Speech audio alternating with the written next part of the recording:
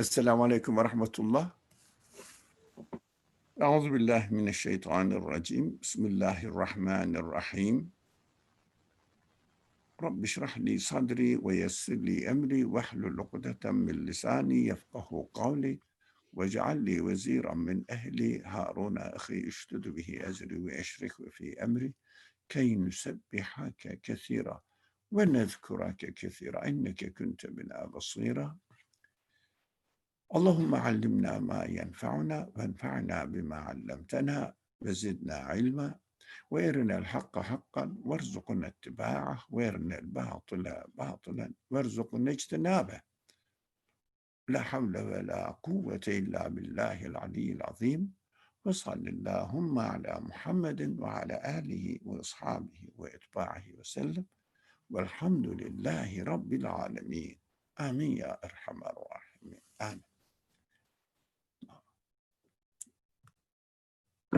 Assalamu alaikum. We have been discussing the sixth word from the book, The Words. The sixth word is really reflecting on the verse that says, "In the name of God, the merciful, the compassionate. Verily God has purchased from the believers their persons and their property, that paradise might be theirs." We've been discussing for a while what this verse means, and I think the question we're really asking, given that I'm created with senses and tools, what is it really that I'm mine to do with it?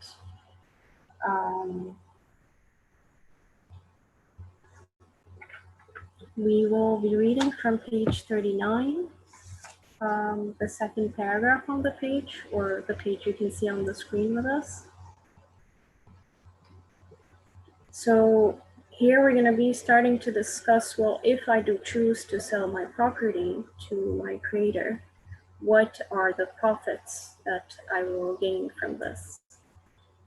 And we will be discussing, or continuing to discuss, the third profit.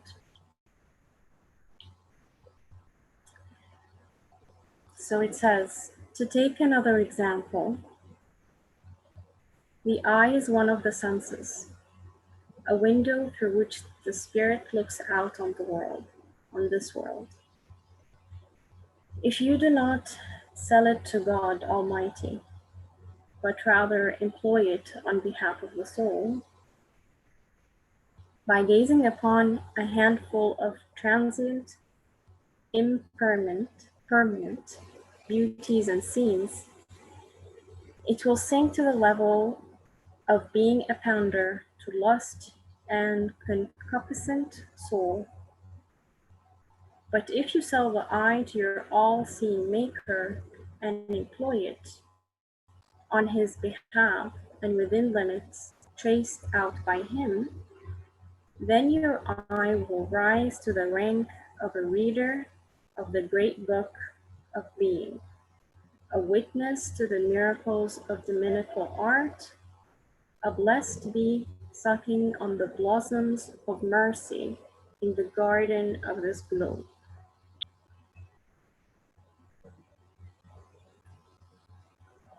Okay, so far we're seeing the two options. I'll continue reading another paragraph and then we'll pause. Yet another example is that of the tongue and the sense of taste. If you do not sell it to your wise creator, but employ it instead on behalf of the soul and for the sake of the stomach, it sinks and declines to the level of a gatekeeper at the stable of the stomach, a watchman at its factory. But if you sell it to the generous provider, the sense of taste contained in the tongue will rise to the rank of a skilled overseer of the treasuries of divine compassion,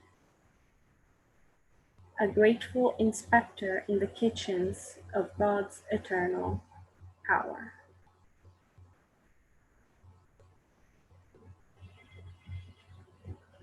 All right. I'll pause here for any questions or comments. I have a few, but I'd like to see if anybody has any questions or comments.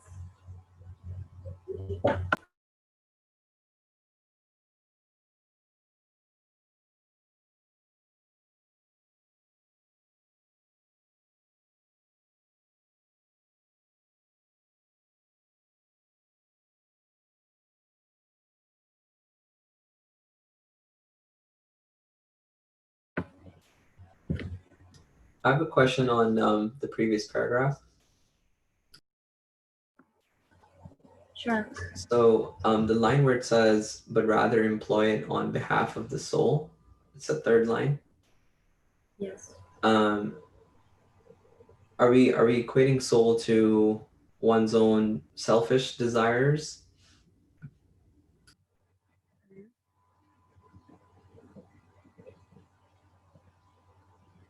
Is the question finished? Yeah. Yeah. Okay. So is soul equal to selfish desires? Let's reread the sentence together and see. We're talking about the second sentence, correct? If you do not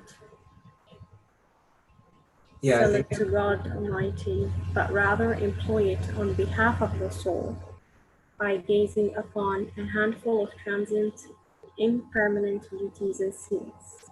It will sink to the level of being a pander to lust and the concupiscent soul.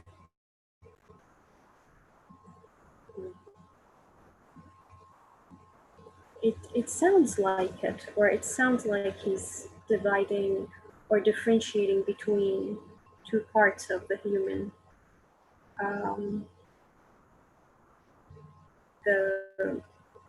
Basically when he says a window through which the spirit looks out to this world. So if he's using the eye, that it's something that a spirit can look out on this world. I'm wondering, if the spirit is sold to God instead of sold to the soul, or basically given to the soul, it sounds like soul here would represent the ego, and I'm assuming what we mean nowadays. Any ideas?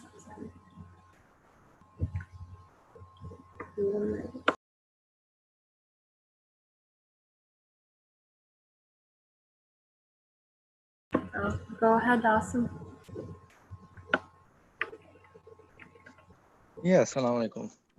As you said, so here are the examples that the author is kind of showing how to, what it means to sell your human side, your properties, basically how to direct them. So the eyes, as he gives the example, being one of the ways you can either use it as Radwa you mentioned about for like temporary and just for the egoistic side where the soul probably means the one that is we discussed about it where your consciousness is kind of conflicting with that caprice or egoistic kind of view of the world, and the other side, which is your consciousness, points to the pureness of your spirit. So it brings back the purpose and meaningful side of each and every thing that you have in existence, including your senses, feelings, your tools, your eyes.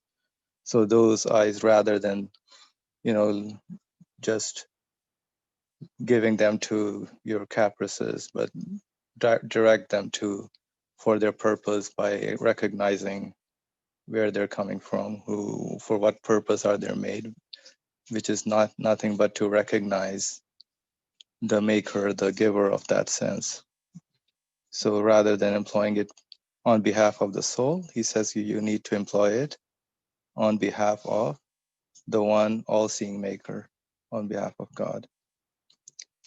So there's a shift or a change in direction of how one sees that particular sense, how to use it, in terms of how the author says, hey, this is, if you do it in order to recognize the all-seeing maker, then you are actually selling that property of yours, which has been given to you, back to its owner.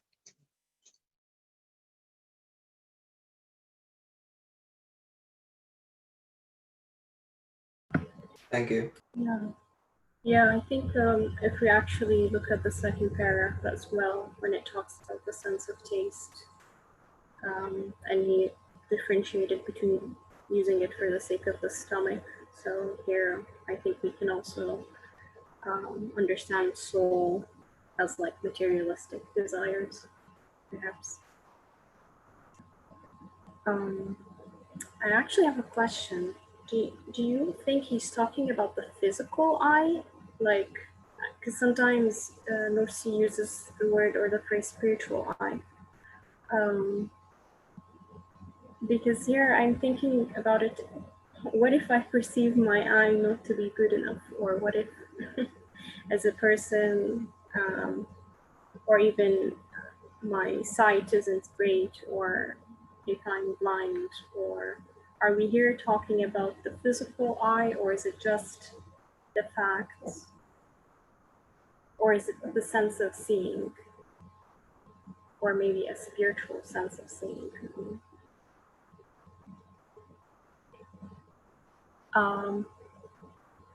Brother Ali, go ahead.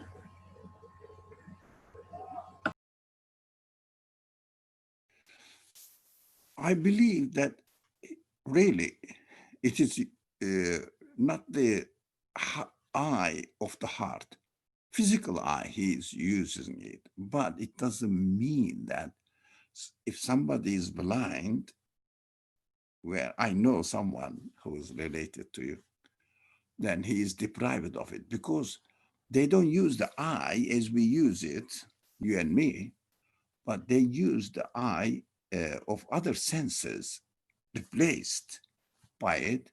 But of course, God knows it. The Creator knows that he created the person with a difficulty in seeing or not seeing at all, blind. So these are the You muted yourself. I know that is my mistake. I touch my hand on the keyboard. Now, of course, the question here, while I am using my physical eye, the very essential question remains in my mind that throughout all this beautiful text, interesting interpretation of the word, keep saying, sell it to its real owner, and it will bring you, innumerable profit. You will make a lot of profit. So sell it to you. Really, let's remember what we have been discussing about this selling anything which is already trusted in us, given in our usage, but we don't own them. Whatever it is, the author starts from the simplest example, which is, for example, I'm looking at the things around me and seeing lots of things are going on here. And I may look at a thing, for example, oh, this is a nice view here. So let me build a house here to watch this view and enjoy my life. So doesn't necessarily mean that I am going to really steal it from somebody or use my force to take the land. Not only this one, of course, included, but as far as the usage of the eye is concerned, this doesn't come into our discussion here. I don't think it is related to the topic here. How am I expected to look at the beautiful view, a scene? How am I expected to use my eyes, either looking at the beauty and liking it, enjoying it, everybody does, I think, in the name of myself? It means eyes are mine, the land is out there free, anybody can come and watch it and use it.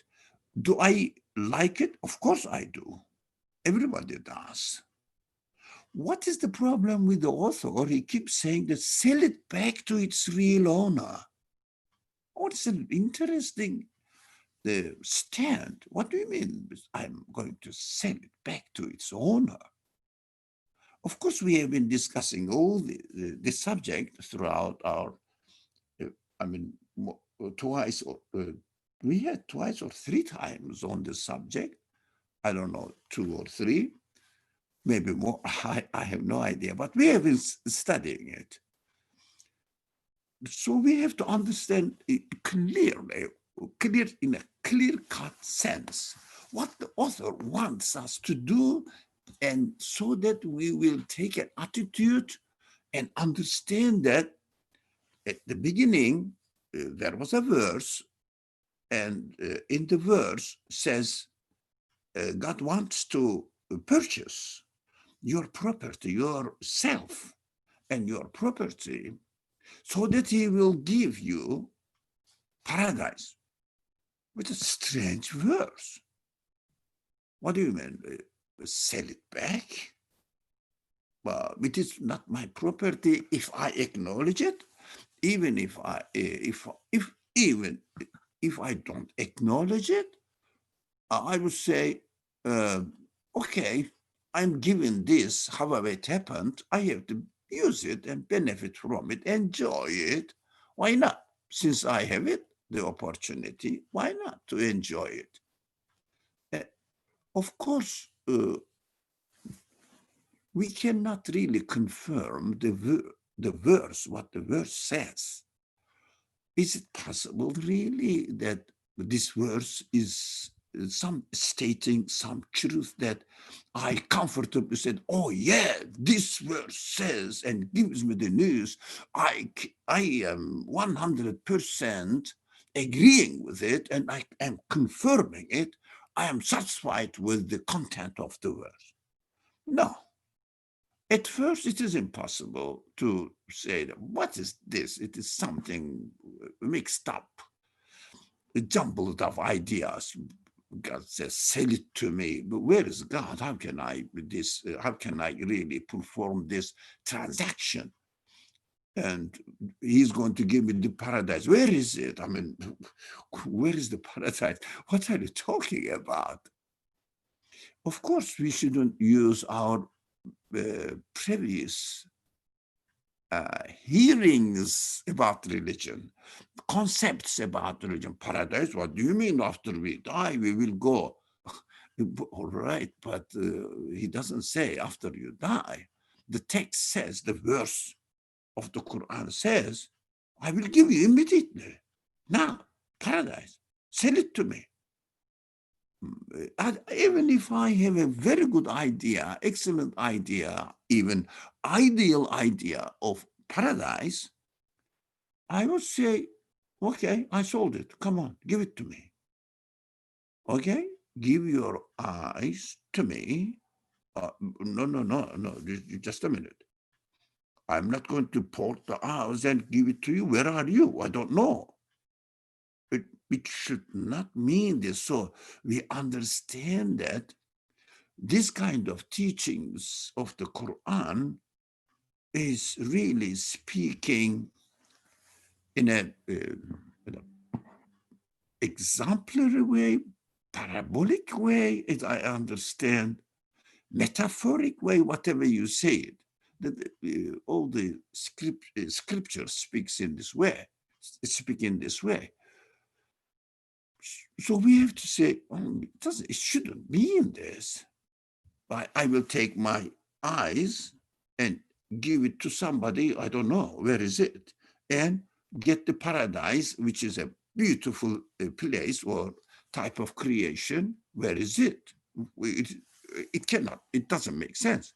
So it means that the author says, while he is stating his commentary on the Quran, sell it means use it in order to know who the giver of the eyes is. I think it must be something like this, but how can I use it? But that is an explanation. Author goes on and says, yeah, there's an explanation. It is possible you can do that. How? Instead of using it for your own temporary pleasure, limited with your capacity, if everything is left on you, for example, can you continue your existence? No, but it has been, for sometimes I have been on this earth, it is going on well, I'm happy with it. And until I die, that's apparent, everybody experiences this, I will die. Yeah, you can use and benefit until you die. But the verse says, now the author is explaining it, verse says, but if you use it for the purpose that its creator gave you the eye, look at it in order to get to know, him. It means here it says, but if you sell the eye to your all-seeing maker and employ it, I think this is more important. Selling is explained here. Employ the eye on his behalf and within the limits traced out by him. That is the key for me. Employ the eye on his behalf. It means on his behalf. Now I am looking at this beautiful scene in front of me on behalf of the creator of the eye. Of course, one definition here, one has to accept that eye is created by the one who created everything, including yourself, including your desire, and including the scene you are looking at. Everything. So what do you think this creator is expecting, or which kind of creator he is? He must be the one who created whole universe, whole living beings, and especially you, in order to get to know him, communicate with him, understand that all living beings are given a sense of sight, seeing the things, enjoying it. They are all given by the same one who gave the eye to you. And it has been going on millions of years, whatever it is, that the living beings are experiencing and enjoying it. It means his capacity of seeing has no limit. So that he gives this quality to every living being and endows them with eyes, any sort of eyes. Every animal has different kinds of eyes. So any kind of eyes appropriate to their way of life or living conditions perfectly adjusted, he must know perfectly everything. So in order to understand who the creator of the eye, who the creator of the scene, and how beautiful he has arranged everything so that you can use it in order to get to know him, get closer to him, and communicate with him, saying that, oh, my creator, you gave me my eye to enjoy this beauty, but this beauty is transient. My eye is transient, but my desire that you gave to me, wants permanent seeing, ability to see, permanent enjoyment of seeing. I am sure you can fulfill it. That is how the author explains the verse, selling the eye back to his creator, real owner, means using it to communicate, to get to know, communicate with, and present your real human need, eternal enjoyment of having the power of sight. You cannot do it, but the creator of this eye is telling you that I can do it. Look, I have been given trillions of different creatures the same power. I am infinite. So if you want to, if you prefer to sell the eye, it means use it in order to communicate with him and in order to ask him, acknowledge his authority or the ownership of the eye. That is the purpose of the eye he has given to me. That is the way to sell it back to his owner, using it on his behalf within the limits traced out of him. It means within the limits means as he willed us to use it. For example, to use the eye in order to envy somebody's beauty given by the same creator as you are.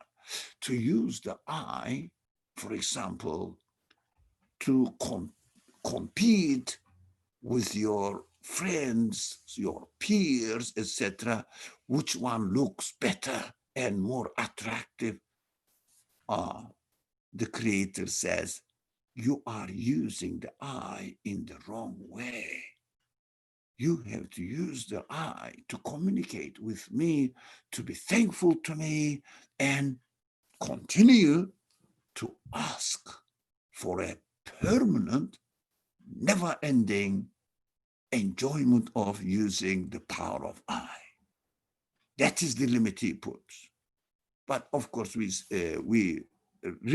the religious language, we hear that don't use the eye to look at, which is prohibited area.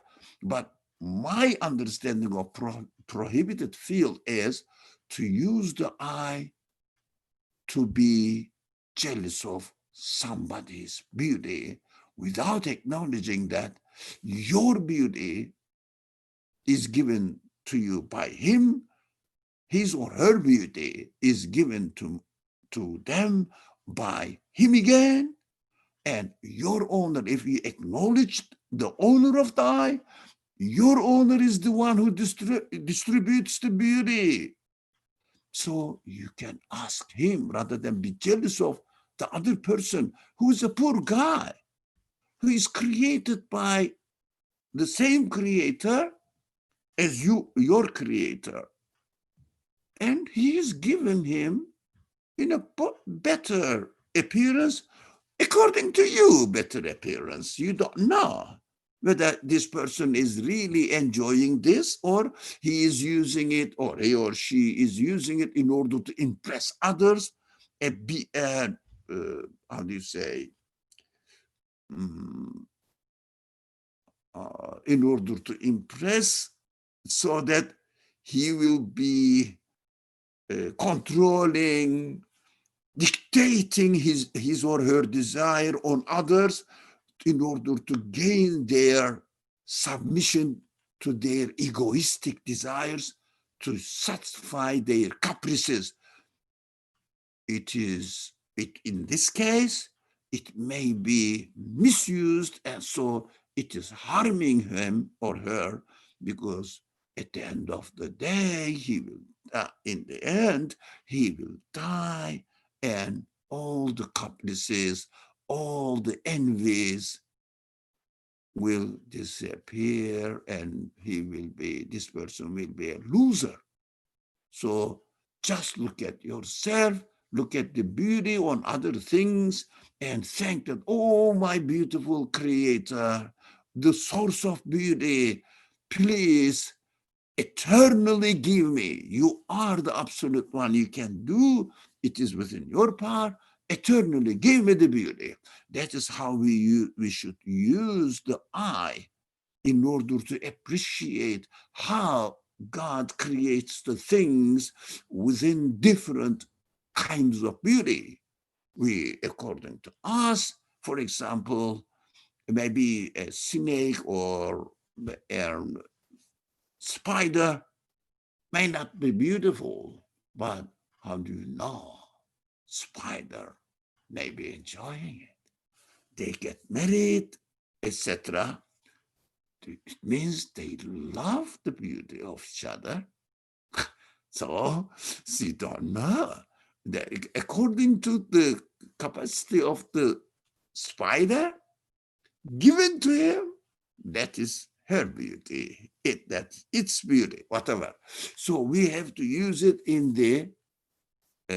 within the limits of the will of the creator, rather than using it in order to satisfy our caprices, which is called here the soul. The soul, usually in English, I understand, represents the spirit, but because of this translation, it is difficult to translate the original word of the Quran, which says an-nafs. But there are also different meanings of this word. This is not our subject here, but we should understand that this obstinate soul or self-centered soul, not the soul, the spirit that we inherit from the Creator in order to get to know him, which is called a ruh. Thank you. I just extended the subject out of control. Sorry. Thank you very much.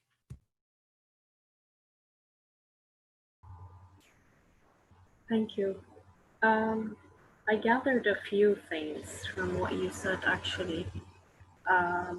Like, just to rephrase in brief, it's like you're saying that I am a human being and I'm created with the sense to see and with the need of eternal happiness or paradise. And I'm also created with the choice. And in order, or if I want to reach my need, if I'm truthful to that need, if I'm aware of the need, then I can make the choice of using my created sense in order to know the creator and appreciate what's the beauty that has been created, and remember the creator and use it on his behalf.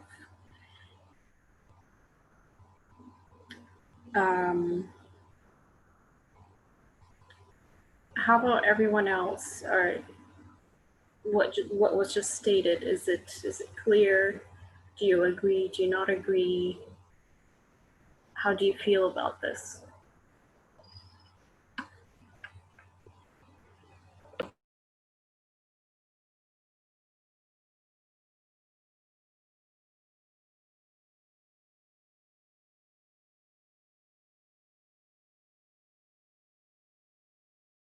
I guess I just have one more question about these two. Sorry, someone is speaking? Oh, hi. I was just saying or thinking about it. Go ahead. Can you hear me? Yes. Go Okay, awesome. I was just thinking about it in terms of how we are dealing with COVID, for example. I think if we're just using the physical eye, you're kind of just seeing death, you're seeing restriction, you're seeing your regular life not be regular anymore. But if you're communicating with the creator, it's like looking at what's happening and sort of looking beyond what's happening and trying to figure out what God is trying to say about, certain things. Like, for instance, like one of the biggest things that I took from, COVID stopping everything is, or not COVID stopping everything, but showing how powerful God is to stop everything. So I felt like he was like speaking to me and in our communication and saying, all of this is temporary, like a reminder that this is temporary. Like we can get so lost in our own world because we're blinded by what we sort of see. Like we see the beauty, we see us going to work, we see all of this stuff. But when something like COVID happens, what I did is I took a step back and I'm like, wow, this really can stop. It's not something that is ongoing. This is something that is very temporary. So I think it's about when you're selling your eye back to your creator, it's about yes, the acknowledgement and just seeing beyond what your physical eye is seeing in the world, what you're seeing beyond the physical things that we are experiencing, if that makes sense. So like even like again, I keep going with COVID because it's been very, very powerful for me. What are the things that Allah is trying to teach us about this moment? And I think it's just getting us back, to appreciate the things that are important, really taking a time to just listen to him. And that's all.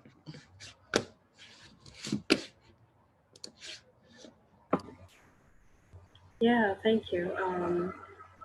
What I understood is you're kind of saying, like you take a look around and you're sort of remembering the creator through the things you're seeing, even though at face value or from the surface, it seems like, we sometimes we consider death and illness something to be miserable. So if we don't attribute it to the creator, we might not see anything more than that. So that's what I gathered from what you're saying. Is that correct? Yes. Okay. Yes. Yes. Okay. Anybody else? Your thoughts or reflections, or if you have any questions.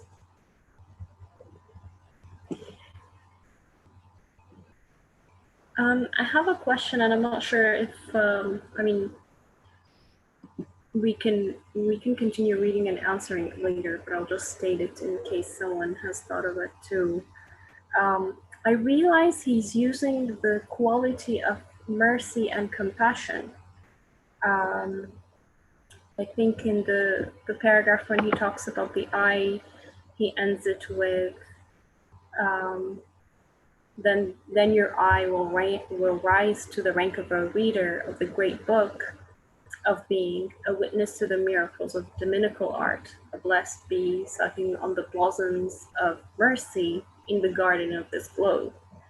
And then he did the same thing when he talked about the tongue, of course. The tongue will rise to the rank of a skilled overseer of the treasures of divine compassion. I'm just wondering if there is something, if the question of, well, what is merciful, or how does mercy or compassion come here, or why is it mercy and compassion that he's stressing on when it comes to selling the property? to its real owner. Okay, let me rephrase. He's saying that if I do sell the sense to the real owner, I will be exposed or revealed to, I will experience mercy and divine compassion. That's all. So I'm wondering why compassion or why mercy, or how is this merciful?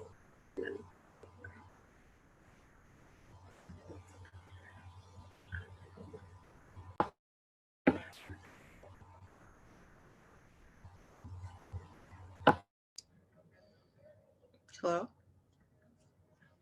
Yes, we can hear you.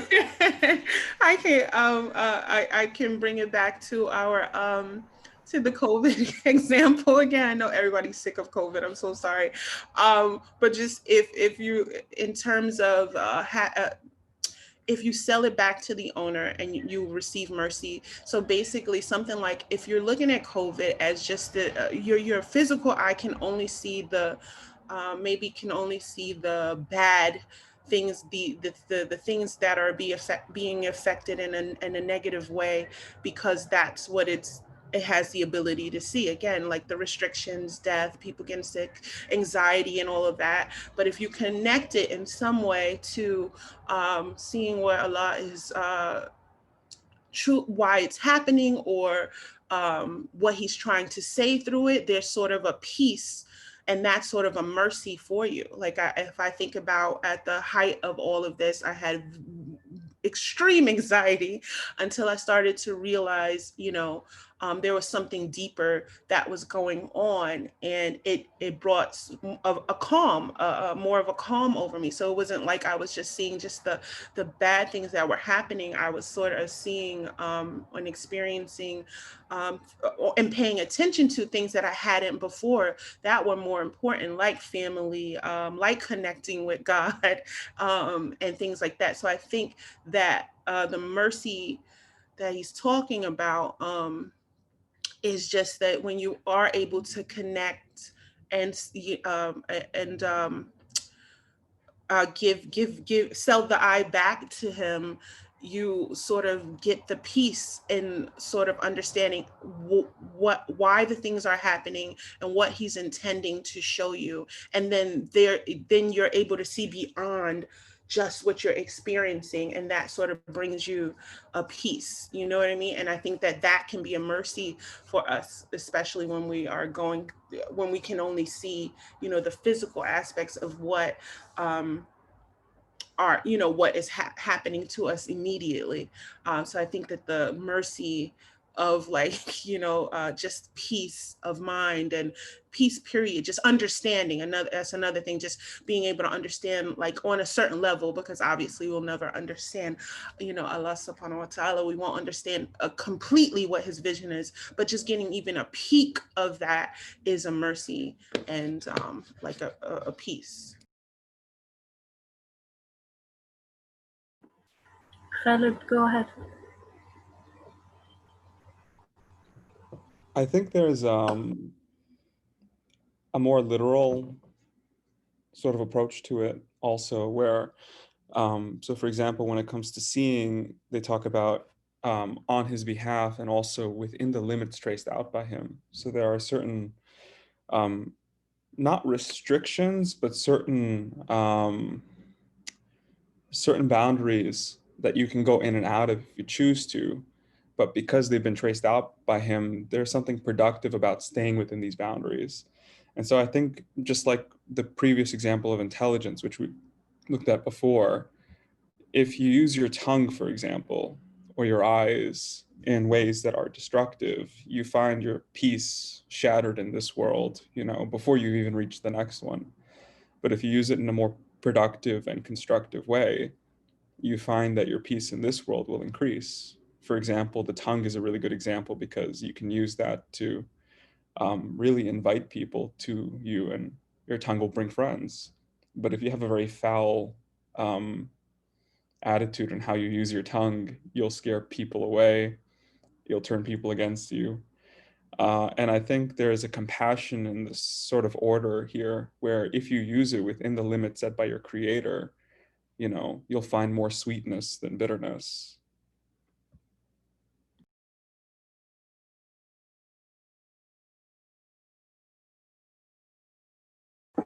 Okay, thank you very much.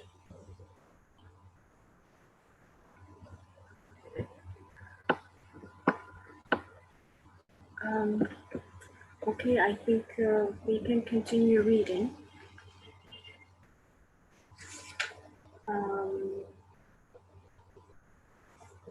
So I'll be reading from the third paragraph down.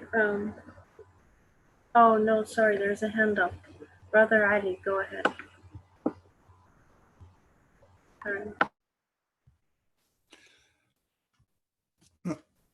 Thank you for the beautiful comments previously made by Khalid and Taya. It's very interesting. I would like to start from your question by answering how we see the mercy. First of all, we have to understand essentially everything starting from an existential level. It means nothing in this world can come into existence by itself.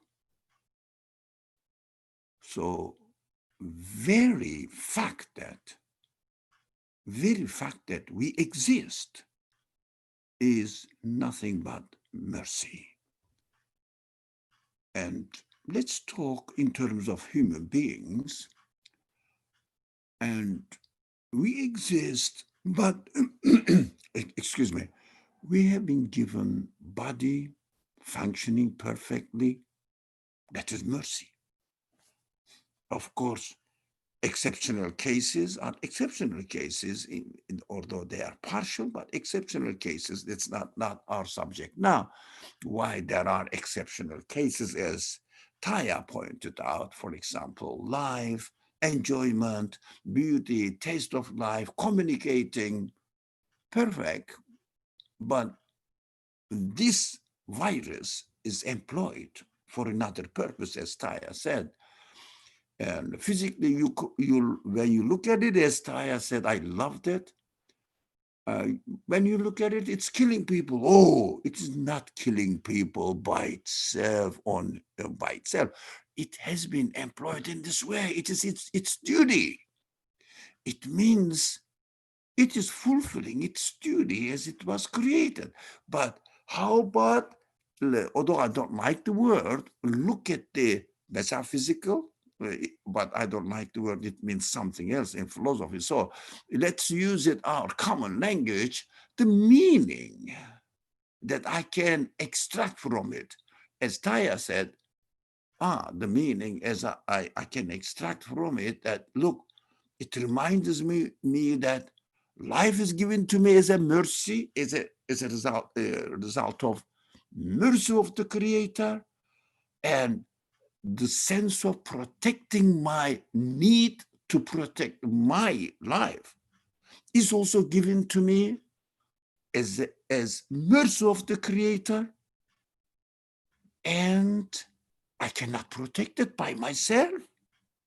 Look, a very small creature is employed by its creator, teaching me that, look, you cannot do anything but yourself. Be careful, man.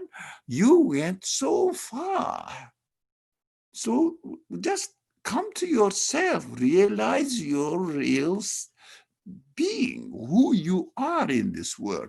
It's a way of teaching human beings to communicate, to go back and question where I got this existence, where I got this body, where I got this life, where I got these innumerable kinds of beautiful senses, either senses of attraction or distraction. I don't want it. For example, I don't want death. It is given to me. I don't want to be harmed. This sense is given to me. run away from any danger. The senses given to me, dislike, ugliness, dirt, poison, harmful things, they are all given to me.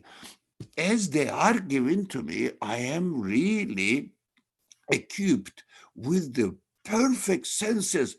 They are mercy, of course, of the Creator to understand that you are created with these qualities in order to understand and realize who your Creator is, acting everything in terms of mercy, creating this virus, employing it worldwide to teach human beings how they are weak, needy, they cannot really control everything as they want, and they have to do something in order to search into the order of the universe as created by God, finding out the solution for it, again, searching for the mercy of the Creator. Where did you hide it so that you are asking me to find it? In order to understand it, I cannot do it. Only through the mercy of the Creator, I can protect myself. So, although it is a temporary protection of life, but this is the way to start investigating, is there any way to protect my life, not only until I die, eternally, and in the very enjoyable way that I will suffer from, or I will suffer from nothing else. These desires are all mercy upon mercy upon mercy. So the earth is created beautifully, sky is created beautifully, everything is created in a beautiful way, so that we can see from every aspect the beauty in every creation. So at the existential level, we see nothing but mercy. That is, we have to use our eyes, our tongue, in order to see the beauty in the creation, which is the mercy, the result of a merciful act of creation. Our tongue, our friend Khaled said, use it in order to teach people how to acknowledge their Creator. Beautiful, right? But I would say, I would add something more, according to me, more fundamental. Taste it. Eat the beautiful, tasty, delicious food.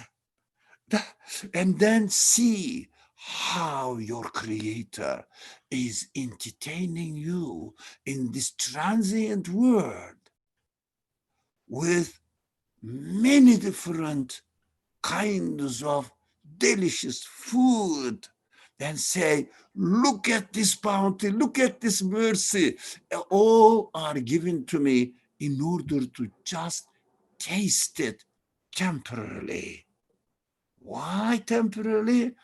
To get to know the source of these delicious tastes is eternal. So your expectation of eternal taste, enjoyment of your existence, must be directed to the Creator of the food you ate today and enjoy the taste of it. Wow. So look at this. You see the, again, beauty in the way the things are created, how our merciful Creator is teaching us that we have to look for His mercy manifested in this way, in the way that eye sees, tongue sees, and in the following paragraph, we will read how the mind comprehends the beautiful act of creation, so that we will go, how everything is performed by the Creator only as a result of mercy. Wow, that is really amazing for me. Thank you. Thank you for bringing up the point of mercy within the context of this subject.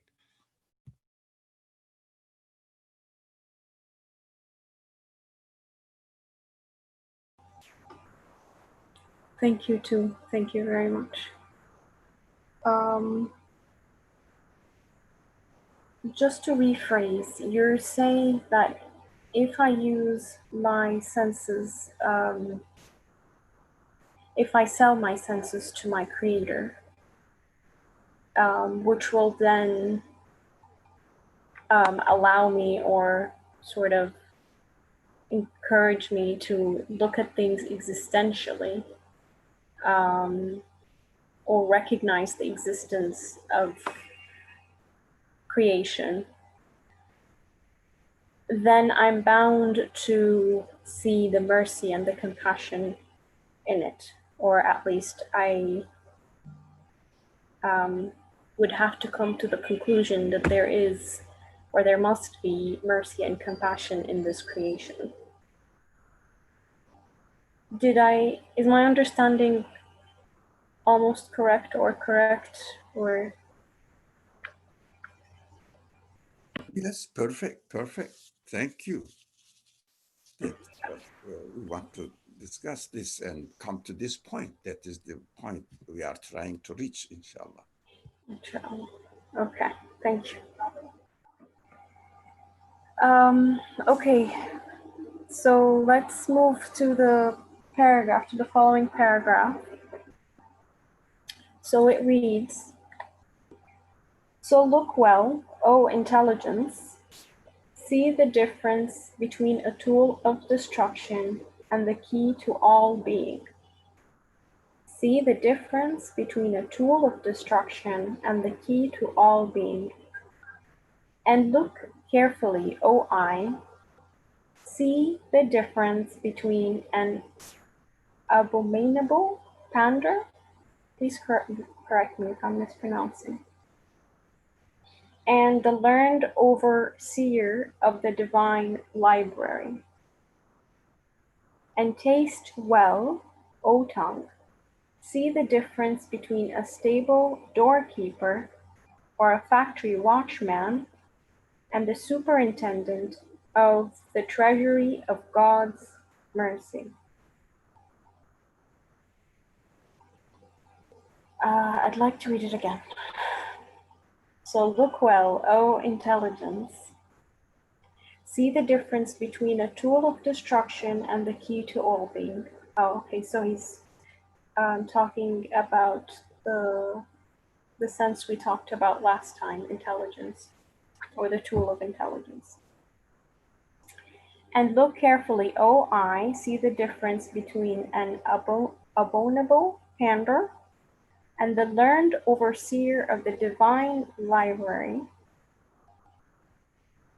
And taste well, O tongue, see the difference between a stable doorkeeper or a factory watchman and the superintendent of the treasury of God's mercy.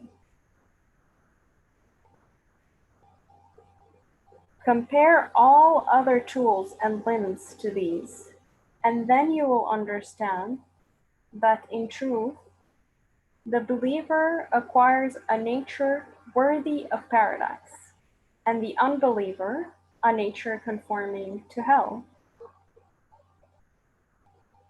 The reason for each of them attaining his respective value is that the believer, by virtue of his faith, uses the trust of his Creator on his behalf and within the limits traced out by him, whereas the unbeliever betrays the trust and employs it for the sake of the instinctual soul."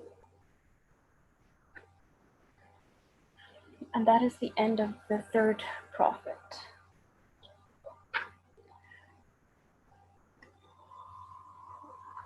So I see a new topic in the very last paragraph. Or a new sort of part to the topic, the word trust.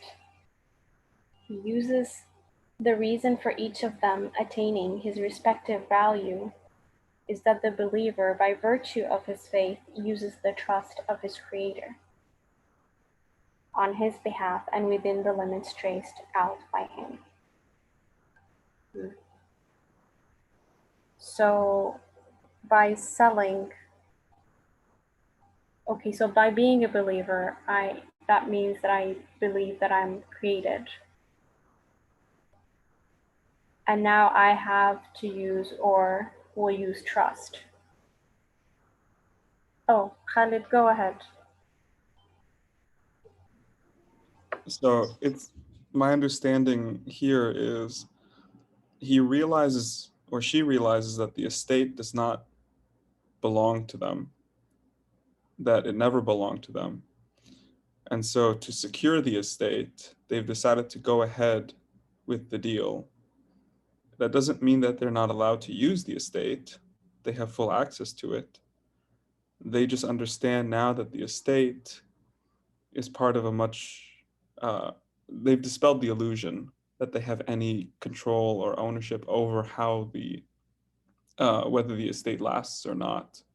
And so they've decided to invest their eyes, their intelligence, their tongue, and all these other tools, parts of the estate, for their king as opposed to for themselves. That's my understanding.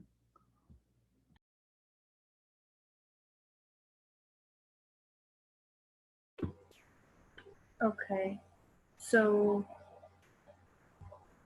you're saying I can, once I realize these senses and tools given to me and I make the trade, yes, I can use them, but I'm sort of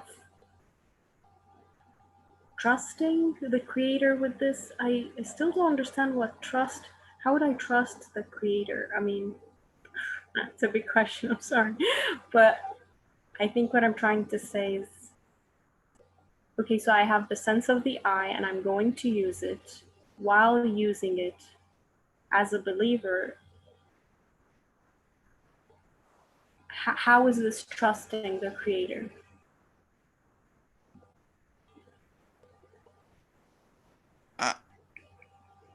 Excuse me, just I made a mistake. Oh. Go ahead, Brother Ali.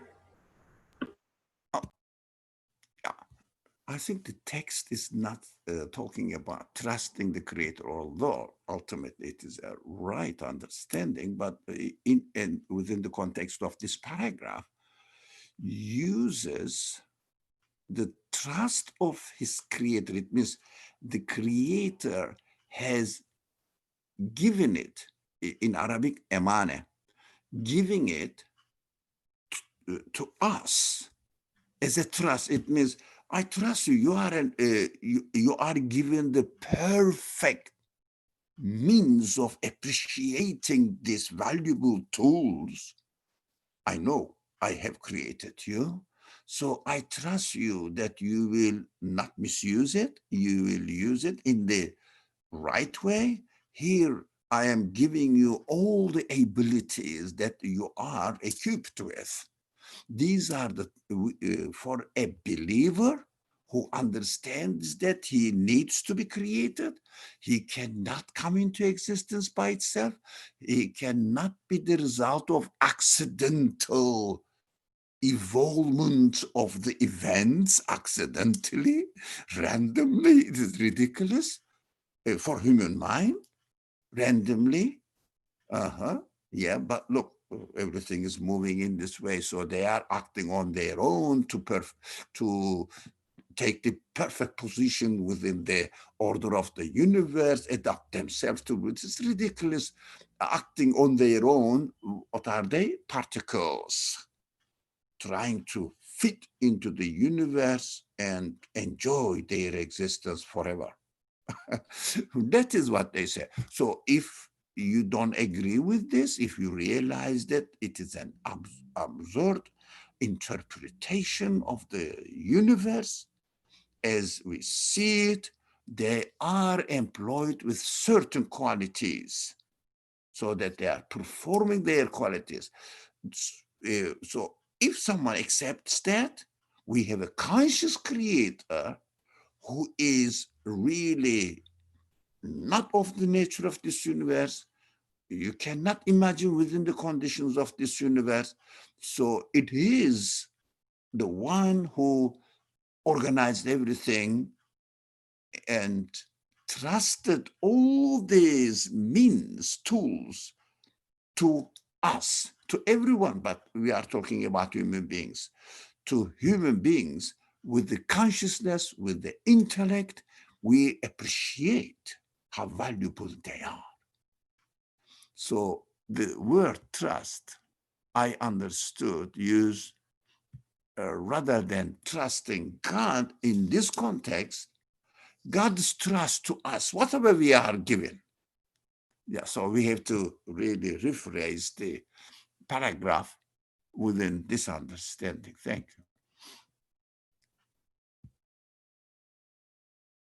you. Okay, so it's like saying I can entrust the maker of the sense or the tool to protect it for me, give me, or sort of guide me to use it to its potential, and from it also, I don't want to use the word guarantee, but sort of like offer paradise from it if I choose to sell my property truthfully.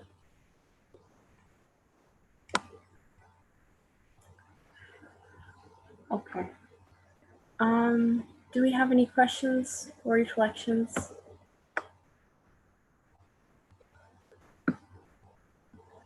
Okay, then I guess I can continue reading. So we'll move. Oh, Brother Ali, go ahead. I'm speaking a lot, but no one is really, not many people, not no one. Khalid so far, Khalid Attaya. The people prefer to listen or reflect on it. That is free, of course. Of course, to express yourself is not only free, but encouraged.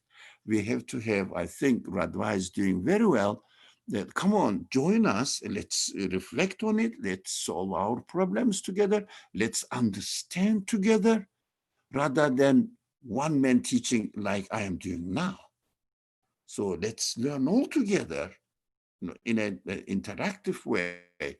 So I appreciate the way it is done, but no one is speaking. That's why I asked for a permission to speak. Again, what is the trust and returning the trust?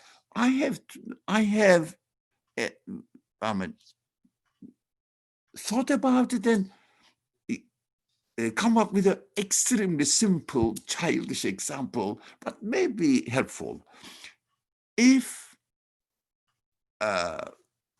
let's put it in this way, gave our moderator today, Radwa, a car. That's yours. Okay, I'm giving it to you now. Use it for 10 years, for example. And Radwa is I'll take it.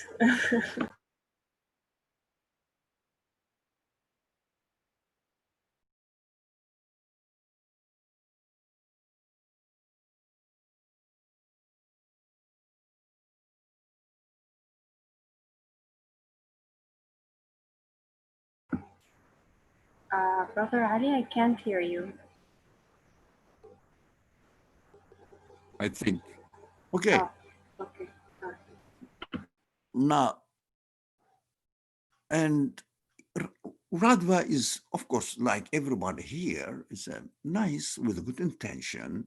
And also, I would say this word particularly, realistic person accepts and becomes aware of what the reality of his or her existence is, so that he will understand what is going on in this world without exploiting it and behaving in an extremely egotistic way.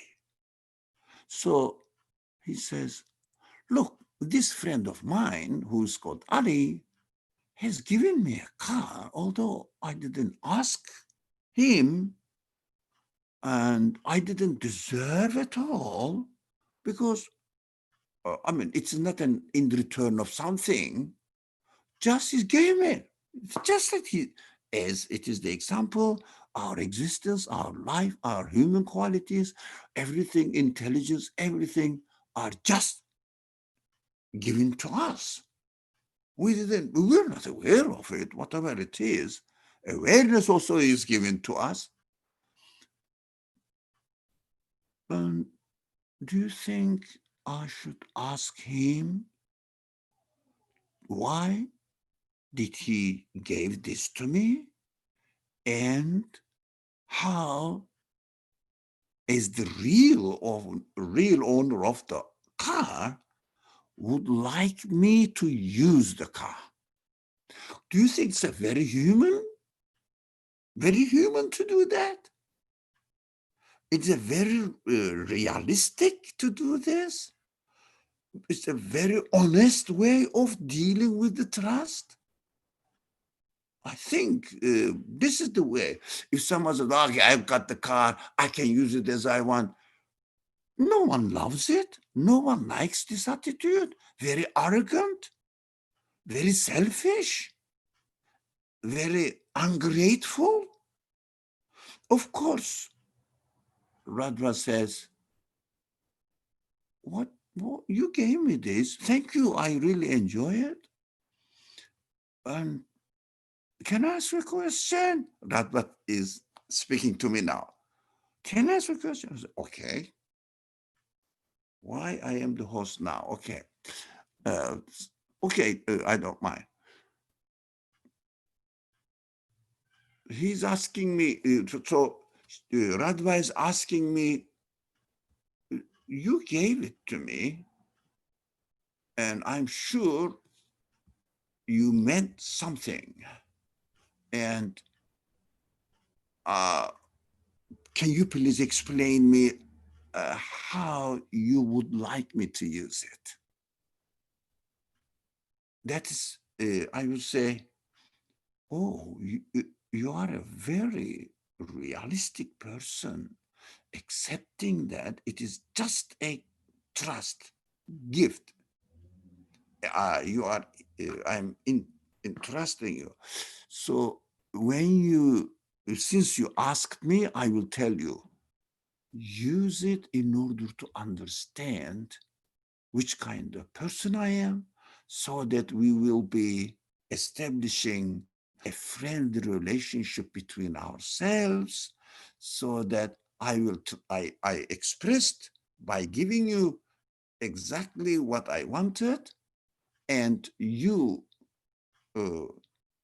returned it to me saying that I also appreciated your generosity, if you like, to me, and I acknowledge it by asking you how to use it.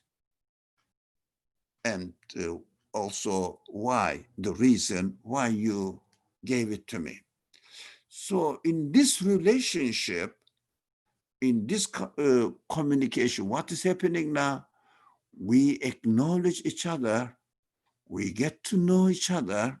Of course, I am a human being, but in the example, God and me, God and another creature, of course, we have to multiply this example by infinite, by an infinite number. So because God is infinite, creator is infinite, but this is just an analogy. So in this analogy, what we understand now, we understand that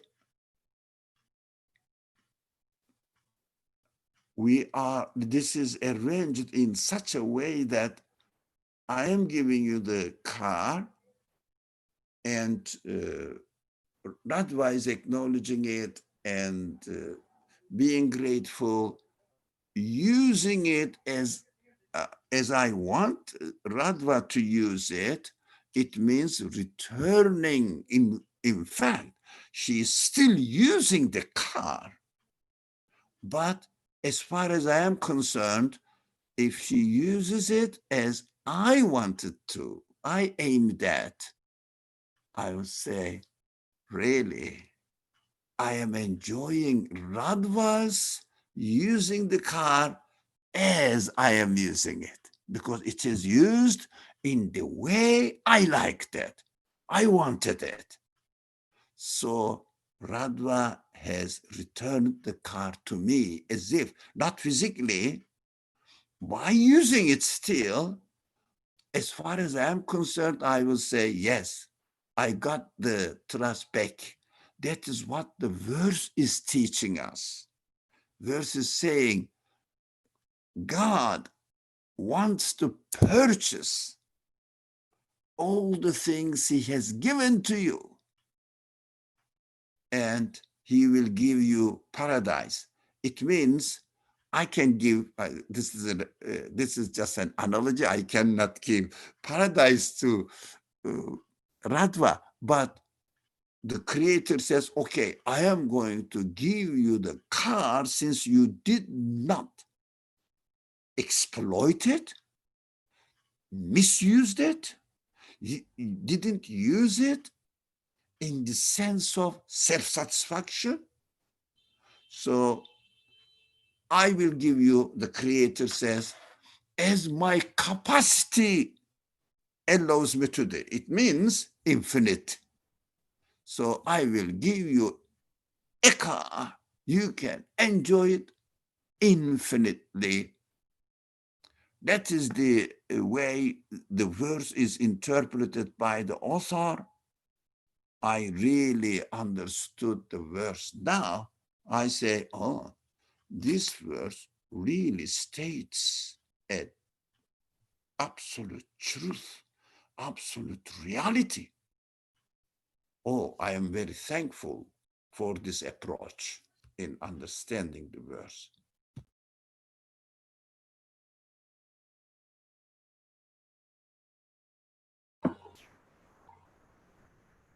Thank you very much for the example. It's I felt very happy as you were talking. Yeah, God bless it. I mean, the example really explained the sort of trade that the believer would be making.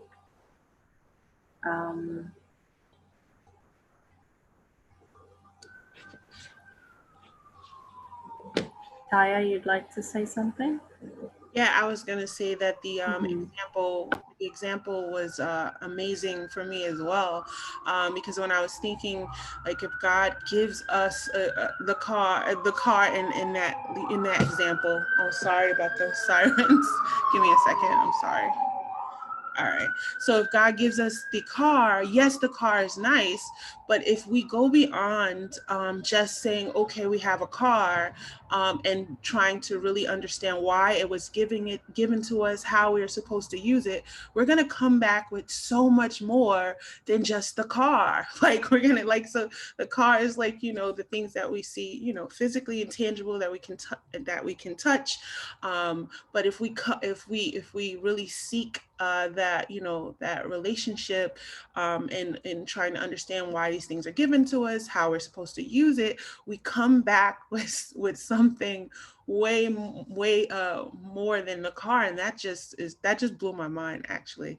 It just is such a mercy. Like, it's like, yeah, you got this car, but there's something bigger that I'm trying to give you, and you build in this relationship with me. I thought that was really, really a great way of explaining that.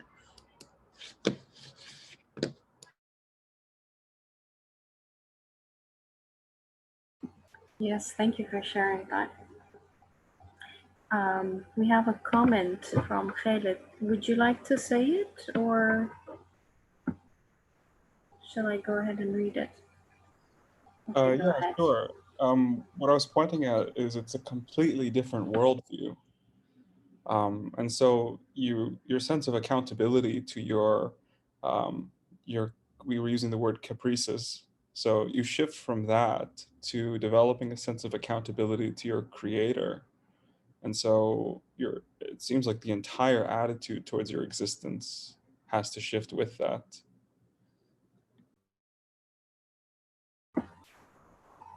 Yeah, I like that you're mentioning of accountability. I would just add that the fact that the person, like the shift happens, it's going from me being accountable to the real owner of the sense. It's not the, I don't mean to say not just the creator, but like realizing that realizing that there is a real owner of the sense makes me feel like, oh, okay, then I'm accountable for using that because I'm not the owner of this sense at all. So thanks for pointing that out.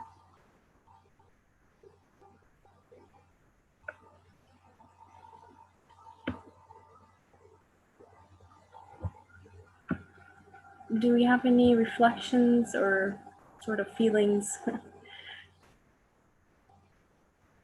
about this trait that a believer can make?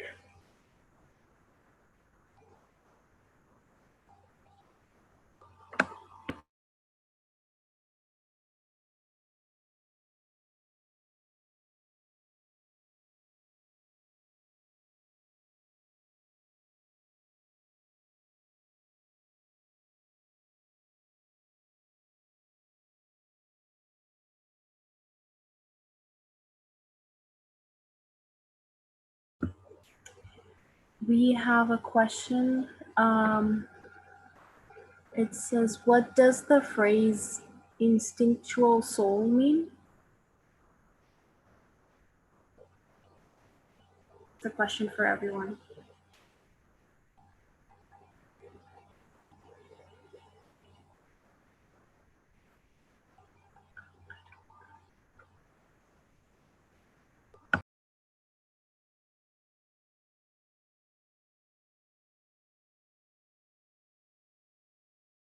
Does anybody have an idea? I think it was mentioned in the paragraph. Let me find it and read it so we can understand it together.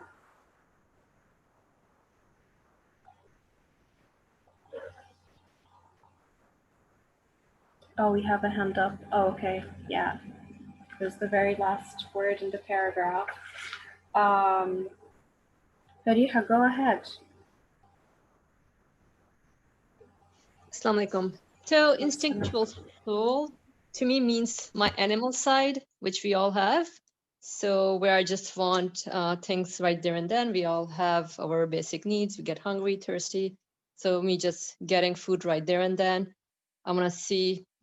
So just utilizing all of our tools just as they are because we're given needs.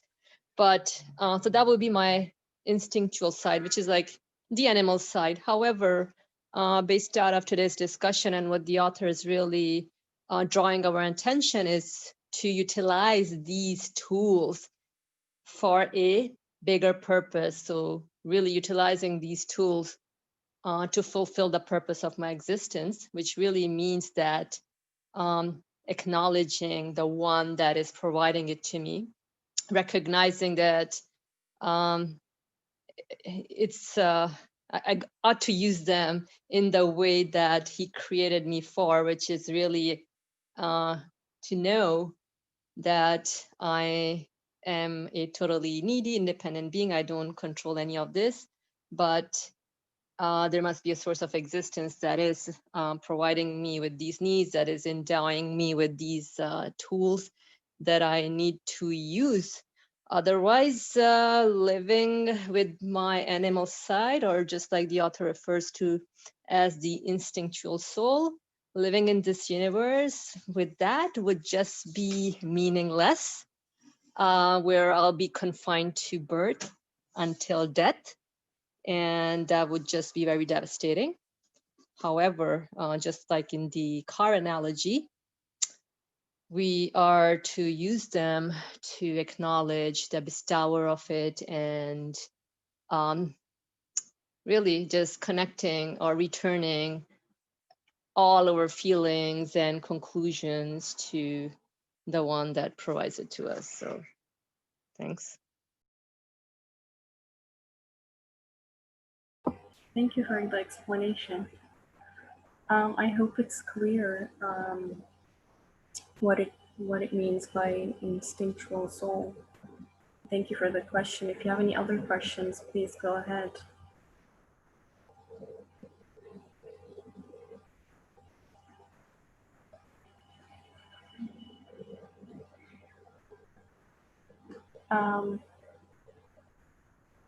If there are no more questions, reflections, feelings even that you'd like to share, I think we can end it here. I believe the time's up.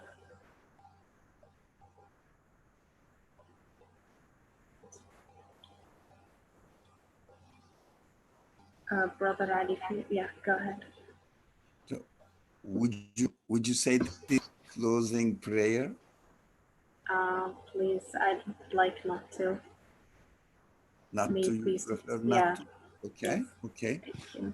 أعوذ بالله من الشيطان الرجيم بسم الله الرحمن الرحيم سبحانك لا علم لنا إلا ما علمتنا إنك أنت العليم الحكيم.